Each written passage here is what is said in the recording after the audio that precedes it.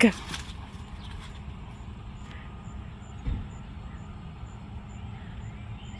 She loves this every morning. We finish our walk. I have her sit and stay. And then I tell her, ready, set, and go. And then she does these like barrel races around the yard. She'll be back in a minute. But man, is this beautiful this morning that here she comes. Thankfully, she stays in the yard. A gentleman just walked by a minute ago and she went and got her ball to play with him, but she stayed in her yard. Lots of training. People wonder how I do it, but yeah, just patience, right? Patience, like waiting on this garden. Hi, Lula. Come on.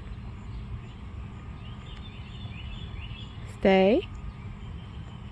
Lula, stay. Come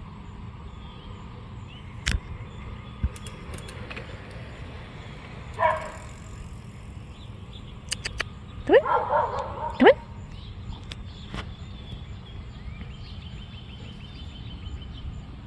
on. Nice.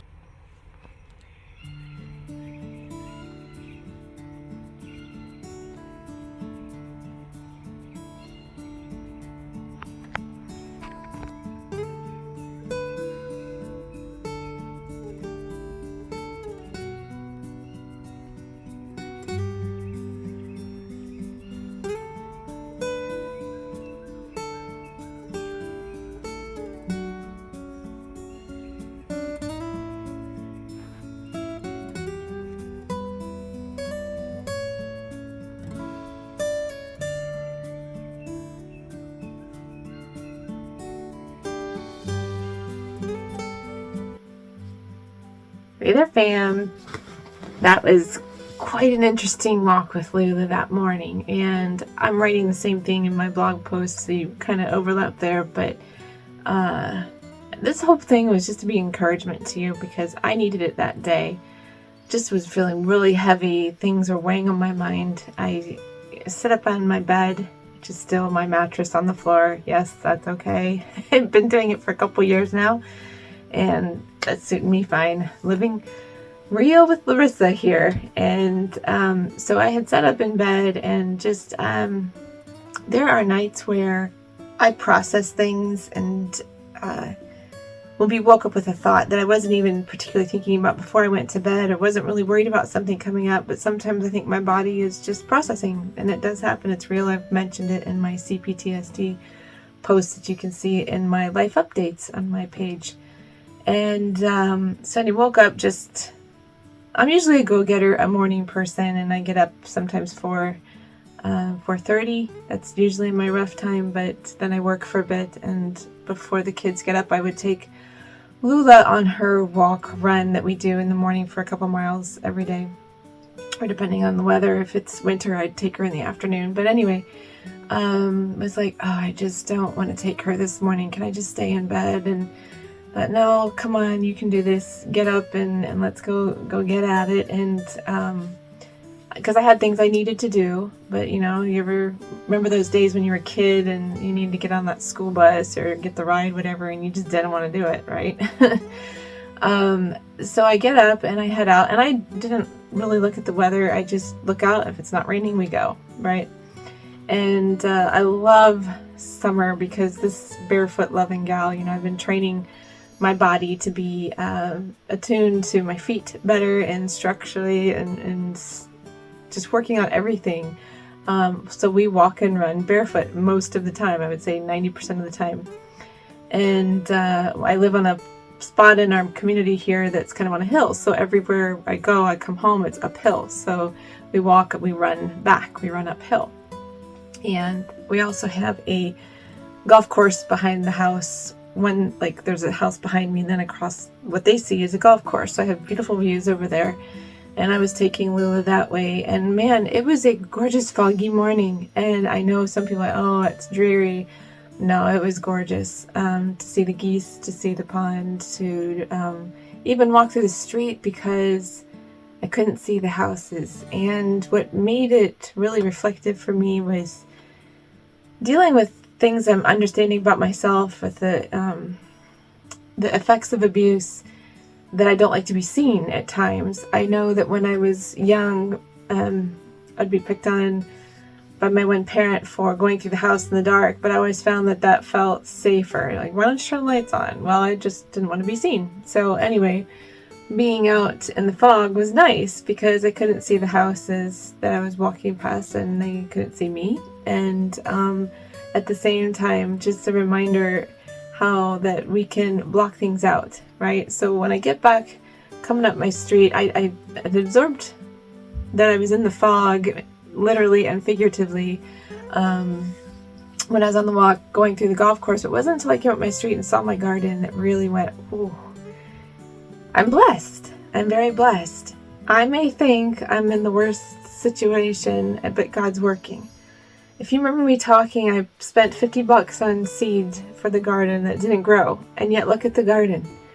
Mostly volunteers. A lot of it is seed, but most of it volunteers. I'm having tomatoes, my squash, my herbs, and all these things come up that I didn't strategically plant, right? But they're still providing for me, still giving me a smile and a blockade from my neighbors. I'll be honest, it's nice. That causes a screen, but literally it just stopped me in my tracks. And if I hadn't had made myself get up and get out and get going, Lula wouldn't have had her exercise. I wouldn't have been blessed by the fog. I wouldn't have been blessed by seeing the garden and just being reminded how things are headed in the right way. I wouldn't have seen the gentleman come up the street and feel the blessing of that I've taken the time to train Lula and she let him go even though she grabbed her ball and wanted to play with him because he's thrown her disc to hit her before.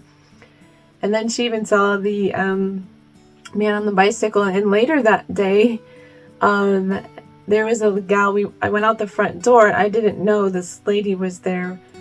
I'll kind of refer to her as snobby dog lady, okay, in my head. But we walk out the door, Lula and I and my daughter, and we didn't see her. She was bent over and I was like, why is she getting in my trash? But I was like, wait a minute, I don't have any trash out. Here she was picking up a poo pile from her dog, which we didn't see was behind the bush. And oh my goodness, grab Lula, because she gets excited and doesn't always go out of the yard, but is tempted. And I won't say she's never done it, but there's always that chance, right? So we're like, oh, looking at Lula, did she see the dog? But what happened was we were up at the garden. She ran across the yard, crossed my neighbor's yard, and almost into the next yard. And I'd used my recall word for her, which is here. And I yelled, here. She stopped mid-jog, turned around and came back. And if you're a dog owner, you know how loving that is, that the training paid off. But here, again, a blessing that here I thought, Lula's needing some work and I'm not doing enough and so on. And just maybe under judging myself. But just here to encourage today that, yeah, those foggy days come, but yeah, there can be beauty in them too. And maybe there's something around the corner waiting for you.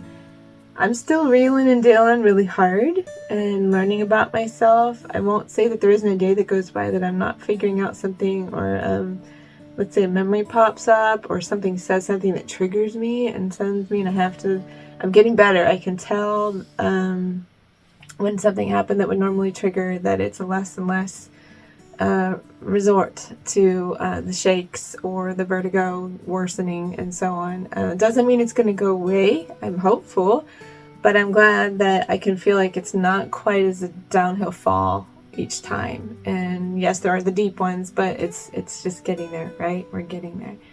So anyway, just here to bring a smile and a hug. I know a lot of you are dealing heavy with loss in your life, with deaths and different situations, and know that I pray for you. I really do. Even my family, I don't tell them details, but I say, let's pray for, this person, bluntly named, and we cover you with prayer. So if you have a need, feel free to reach out to my email, and don't forget to sign up for my newsletter so you can be part of the family. All right, until next time.